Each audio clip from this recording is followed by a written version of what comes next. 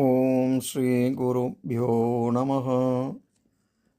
நவக்கிரகங்களிலே ஒன்றாக விளங்கும் புத கிரக தலமாக விளங்கும் திருவெண்காடு ஸ்வேத ஆரண்யேஸ்வரர் மீது ஞானசம்பந்த சுவாமிகள் அருளிச் செய்த திருவெண்காடு தேவார பதிகத்தின் 2வது பாடலைத்தான் இன்று நாம் பார்க்க இருக்கிறோம்.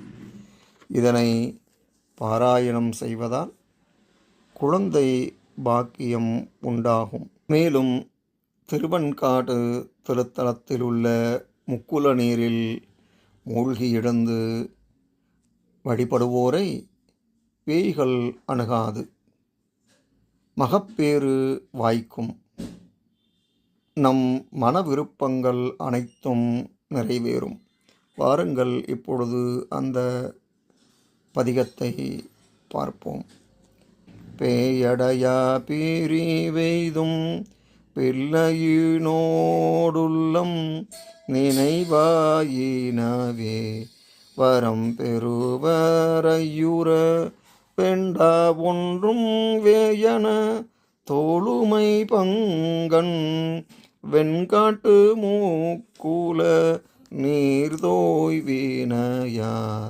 அவர் தம்மை தோயாவாம் தீவினையே.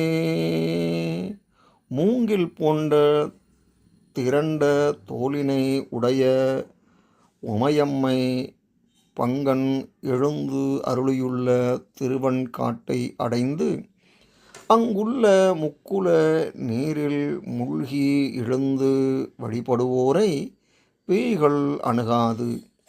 பேய் பிடித்திருந்தாலும் விலகிவிடும். ஈசனை தூய அன்புடன் வழிபட குழந்தை பேறு வாய்க்கும். மேலும் மன விருப்பங்கள் அனைத்தும் ஈடேறும் என்பதில் சிறிதும் சந்தேகம் வேண்டாம். இதன் தொடர்ச்சியை அடுத்த பதிவிலே பார்ப்போம். நன்றி, வணக்கம்.